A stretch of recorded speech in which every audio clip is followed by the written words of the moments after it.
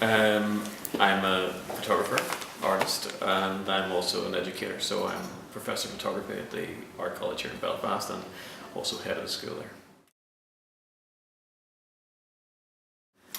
I've been aware of Belfast Expo since it was started, really, when it was a community organisation. I've been very involved in arguing for kind of the infrastructure for photography here in Belfast since the late 1980s. So part of that whole early lobbying of the Arts Council was to try and form a dedicated photography gallery, and Belfast Expo became that gallery.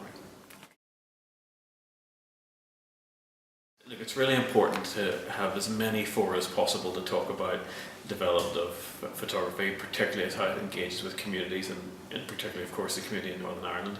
There was, as I said in my talk, a huge absence of that. We lost kind of 20 years where that wasn't going on. In fact, one of the people asked a question they didn't get answered.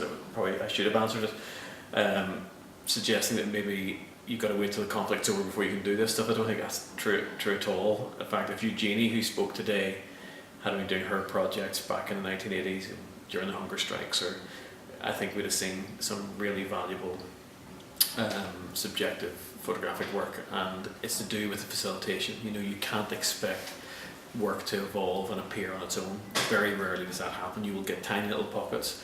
But as I said, all three people presented different forms of intervention: educational, community, participatory workshop kind of interventions, and all of those things are necessary at some stage if you want to develop a corporate body of practice within a place like Northern Ireland.